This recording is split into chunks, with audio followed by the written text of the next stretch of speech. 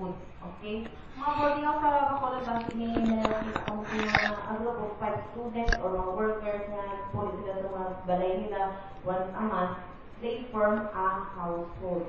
Pangitaan ko na kung nila kung sino ang ginakonsider nila nga head sa ilang nga grupo. Okay?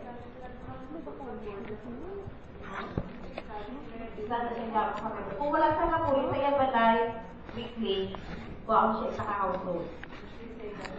Oo, isa sila luto. Ila ang preparation na sinamang sa different households na sila.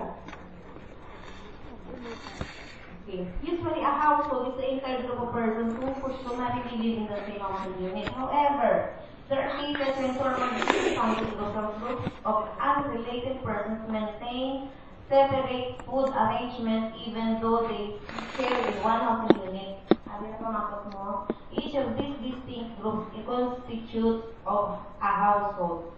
Each of these. Sa example, na kagina, kada borders ga prepare ng ilakaon, kada border sa pinang-housing unit represent ng isa ka household. So, kung 5 ka borders, isa ka balay na among arrangement, kada isa interview mo na sa household. Ay, kapo, kay lalaki mo na ang performance. Pero ako ng babae, may performance ka, may porto ka. Yan, lalaki man yan tanan, so wala yung performance ka lang. Okay. A person who shares a housing unit with a household, okay, mga sitwasyon ha, so magre-recapwa, namin na siya. Ang person who shares a housing unit with a household but separately cooks her meals or consumes her food elsewhere, hindi siya consider na member ng household. Ang nga person consider mo nga separate household. Dira sa tubig, star, let's say tiga niya na ang head, dira na siya star, pero ang kaon niya sugod sa breakfast at sa panyapon, sagwa. Wala siya sorbo sa iyang tiga. So ano na siya? Member ng household? Hindi. Dira na siya natulog, pero wala siya sa kaon. Pero kung tanan-tanan niya kulot, members ng household. Separate households. As a rule, if 2 groups of individuals prepare and consume their meals together but sleep in separate housing units, then the 2 groups constitute 2 different households. An exception is that of children who are still economically dependent on their parents but live in separate but adjacent housing units for convenience. These children are considered members of their parents' household. However, if the children are economically independent, they should be considered as a separate household. Okay, may duwa kang sitwasyon. Ulit siling sa katulog, inayakaon, hindi siya member ng household. Balikan naman.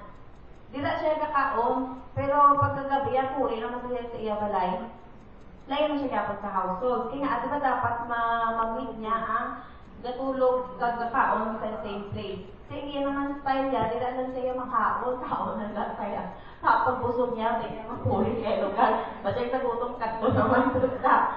Hindi siya kapag member ng household. Pero sa mga kaso ng kalabanan, hindi niya ang isa ka-compound na gina-estara, no? Aring balay ng nanay, tatay sa tunga. At ano niya nga, ng pamilya, may kanya-kanya man tuod sila ng mga payag-payag. Pero kada kaon, tingog sila sa kananay nila. So, ano na sila pag-consider mo?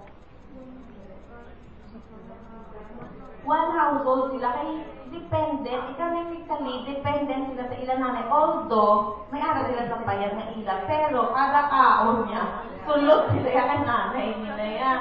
Ang kaon kay nanay yan, sulod-sulod na, pagka-breakfast, pamaha, kami pa niya, kami pamaha. So, pagkaabot ng gabi, balik naman sila sa ila.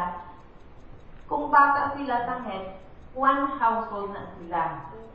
So, ang may diferensya ha, atong isa yan, na naki-star lang siya, o nakikaon lang sa iya, pagka-gabi ulit sa iya, hindi siya member. Pero pag anak sang head, di ka naman na yung style,